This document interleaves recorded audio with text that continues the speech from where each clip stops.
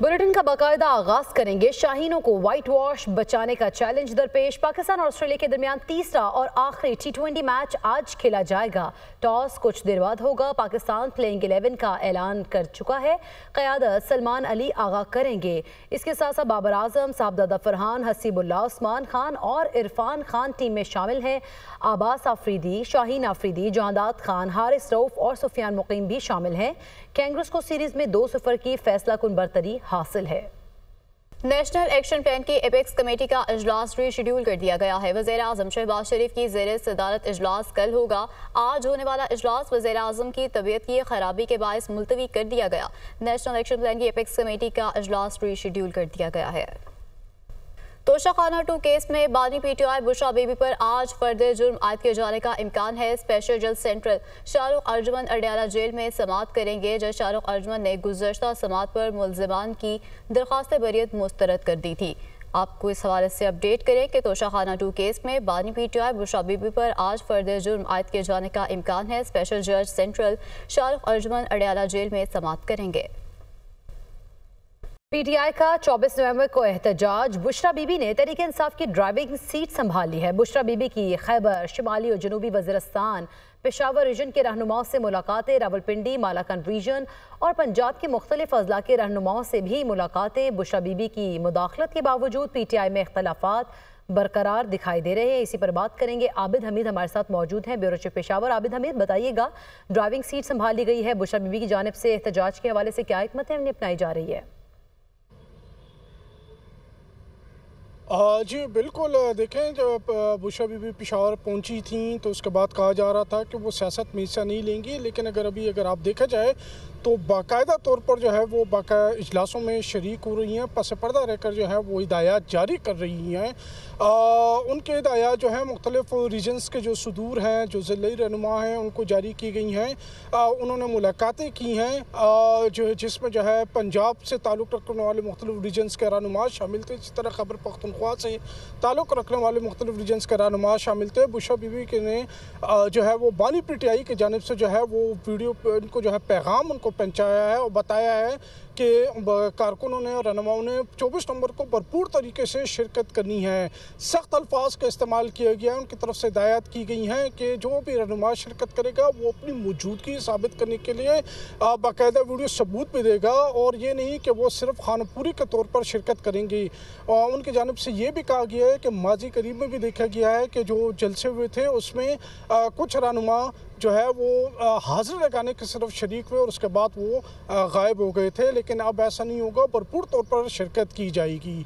इस हवाले से जो है पार्टी के अंदर शदीद इख्तलाफात भी पाए जाते हैं। अगर आप देखें तो गुज़श्ता रोज़ जो है पेशावर रीजन से कुछ रहनुमाओं ने जो है वो इस्तीफ़े दे दिए थे। इसी तरह जो आतिफ खान जो एक इंतहाई अहम रहनुमा गर्दाने जाते हैं पार्टी के अंदर, वो अभी तक मंजराम पर नहीं आए हैं और ना ही उनसे कोई हमारी इत्तलात के मुताबिक कोई रब्ता किया गया या मनाने की कोशिश की गई है। इसी तरह शकील खान मालाकंड रीजन से जो लोगों ने मुलाकात की है, लेकिन शकील खान जो वो जिनको जो है गुज़श्ता महीने जो है चंद महीने कबल जो है वो काबीना से फारिग कर दिया गया था, उनसे भी कोई रब्ता नहीं किया गया, ना उनको मनाने की कोशिश की गई। जो पार्टी रहनुमा है उस हवाले से तशवीश भी पाई जाती है कि 24 नवंबर की कॉल जो है वो बहुत अचानक दी गई है, तो कैसे और किस तौर पर जो है वो इतने बड़े पैमाने पर लोगों को जमा किया जाएगा, उसके लिए माली वसाइल कहाँ से आएंगे, तो उस पर भी उन्हें यकीन दहानी कराई है कि सूबाई हुकूमत उनके इस हवाले से भी मदद करेगी। बरकरार है। आबिद हमीद आगाह कर रहे थे, आपका शुक्रिया। बुशरा बीबी 24 नवंबर के जलसे के लिए 5000 से 20,000 तक शुरका मेंबरान कौमी असम्बली और टिकट होल्डर्स के जिम्मे लगा रही हैं। जलसे की हतमी कामयाबी के लिए बानी PTI अपने लंदन से बच्चे बुलाएं।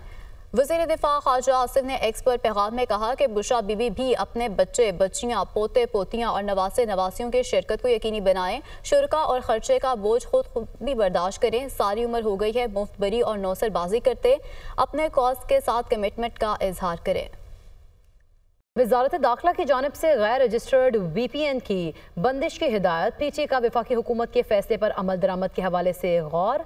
PTI का गैर रजिस्टर्ड VPNs को 2 हफ्ते की मजीद मोहलत देने का फैसला। 1 दिसंबर से गैर रजिस्टर्ड VPNs के खिलाफ क्रैकडाउन किया जाएगा, जबकि VPNs की बंदिश के हवाले से एक ट्रायल कामयाबी से मुकम्मल कर लिया गया है और वीपीएन की बंदिश के हवाले से दूसरा ट्रायल आइंदा दिनों में किया जाएगा। गैर रजिस्टर्ड वीपीएन सिक्योरिटी रिस्क हैं, पीटीए की जानिब से कहा गया है, जबकि गैर रजिस्टर्ड वीपीएन से हसास डेटा तक रसाई हासिल की जा सकती है। इसी पर बात करेंगे, हरीम जदून हमारे साथ मौजूद हैं। जी हरीम, आगाह कीजिएगा, क्या हिदायत जारी की गई इस हवाले से और मजीद क्या फैसले लिए जा रहे हैं?